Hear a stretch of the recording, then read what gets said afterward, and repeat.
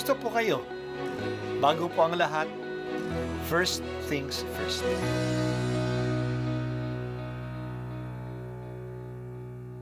Good morning po. Sinisimulan po natin ngayon ang first things first. At dito po, tinatalakay natin sa unang bahagi ng umaga natin ay ang first readings na binabasa po sa banal na misa. Ito pong tinatalakay natin kasi madalas po kasi marami na tayong alam tungkol sa gospel readings. Pero konti po ang nagsasalita sa first readings. Pero ang first readings, bahagi din po yan ng Biblia, ng banal na kasulatan. Kaya susubaybayan po natin ang mga first readings, basahin po natin at kuminsan kailangan ng basahin ng 2 o 3 beses bago maintindihan kasi hindi po tayo familiar sa mga istorya at sa mga kaisipan na tinatalakay dito.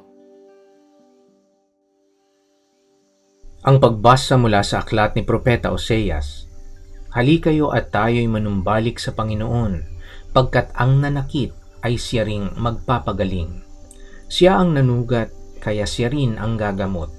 Sa loob ng 2 araw ay mapalalakas niya tayo uli, at sa 3 araw tayo'y kanyang ibabangon upang mamuhay sa kanyang pagtangkilik. Halikayo, sikapin nating makilala ang Panginoon. Tiyak na tutugunin tayo sa ating panawagan.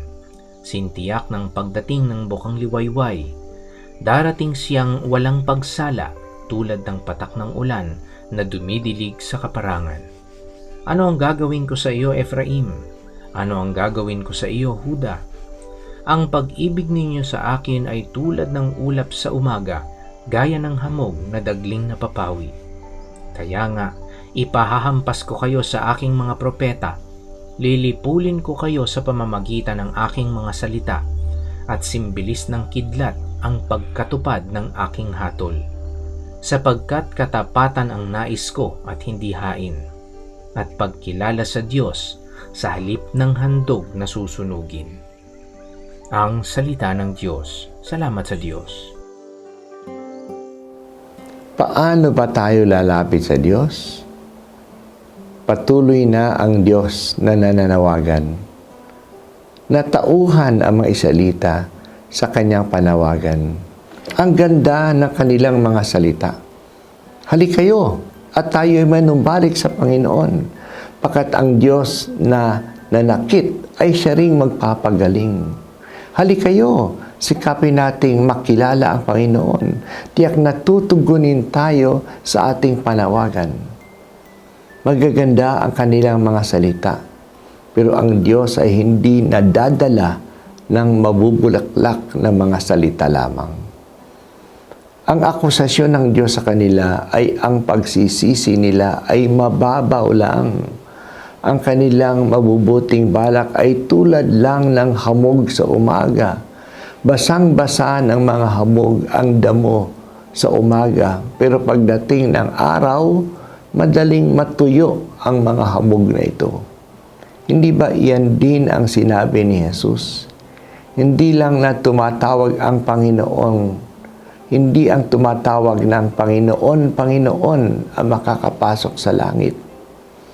Ano bang hinahanap ng Diyos sa atin? Naghahanap siya ng katapatan. Hindi lang ng mga bugso ng damdamin o pagpatak ng luha.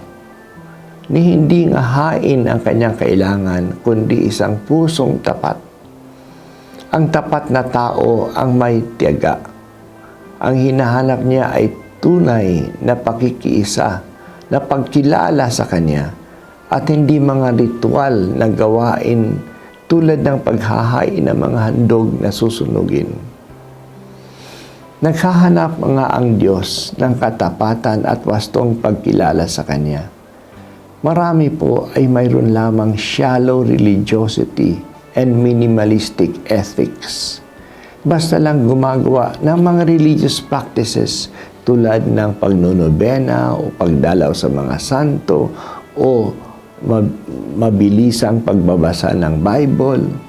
Akala natin ay okay na yan sa Diyos. Ni hindi nga natin siya kilala.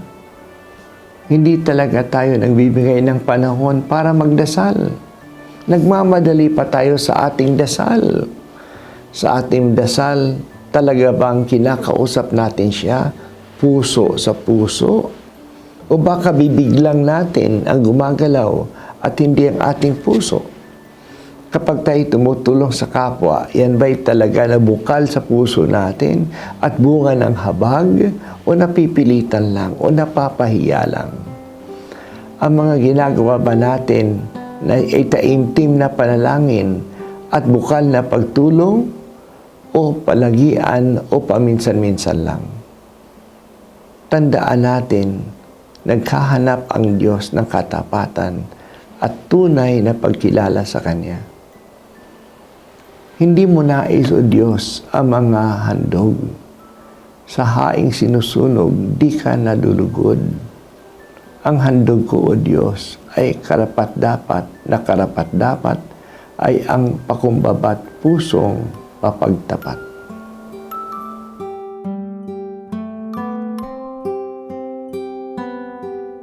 At ako po ay si Bishop Broderick Pabilio dito sa First Things First.